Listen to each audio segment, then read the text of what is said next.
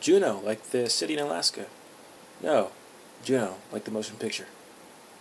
This is Juno Reviewed.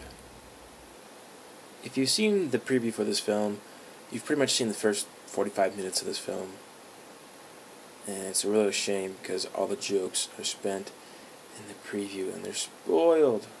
Oh, I hate that. The movie's kind of split into two halves of a movie.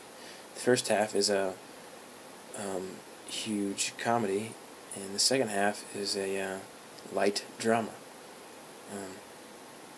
The first half is the humor is kind of raunchy. It's kind of like Napoleon Dynamite. It's kind of dorky, but it was fun. I don't know if it was the crowd that I saw it with, but the jokes really didn't play out that well, and there was constantly jokes playing in this first half. There was some great casting in this film, except for the lead role. The girl who plays Juno, who's also in X-Men 3, plays this kind of dorky, non-popular girl in high school, and she says a lot of like gangsta stuff. She's like, "Oh, what up, Holmes?" Or she talks to her girlfriend, "Yo, dude, don't call me that." And she says, "Oh, you want to listen to some tunage?" And their character I just didn't see that coming from her character, which really hurt the movie a lot. There's Michael Cera, who's in Superbad, who plays this kind of quiet, squeaky little dorky high schooler who he played perfectly again. And there's also Jennifer Gardner, who plays this wife to Jason Bateman, and she really wants a baby, and she really wants to be a mom, and she's a little bit crazy. It comes out in just some small parts, but I think it's her best role that I've ever seen her in. And Jason Bateman plays this kind of cool, chill, relaxed, older adult who's married. And then there's J.K. Simmons, who plays Juno's dad. You don't know the name, but you know the face. He was J. Jonah Jameson in the Spider-Man series, and he really plays this great electrical plumber type of grungy dad, and it's really fun to watch him. And the directing was also great in this film. I don't even know who did it. I didn't research it, but he had a lot of nice little touches that would set this movie apart from other independent feature films. The drawback to this film is that it has kind of two incomplete halves. The first half is the heavy comedy side, and the second is the drama.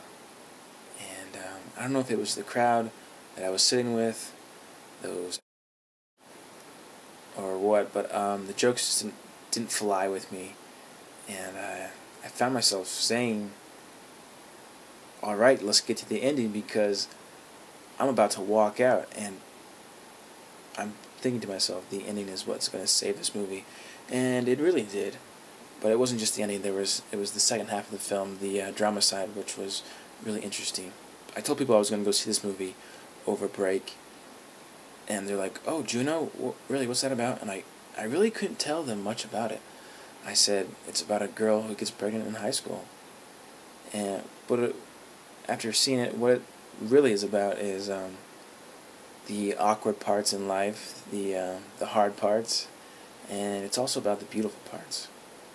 And that sounds kind of gay, but that's kind of how the ending is. It's well, you'll see if you see this. It's a little film with a lot of heart. C+. I made a comment about the crowd that I saw the film with. Let's just say that they were disrespectful to the viewing experience.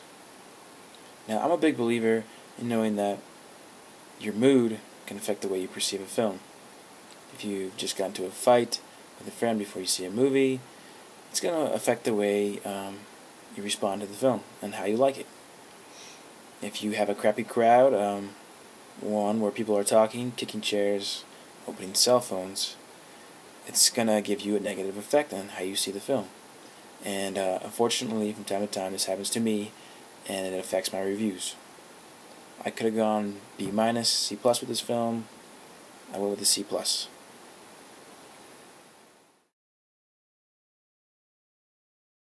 One more thing. If you agree or disagree with my review, post it right down here. I want to hear it. Peace.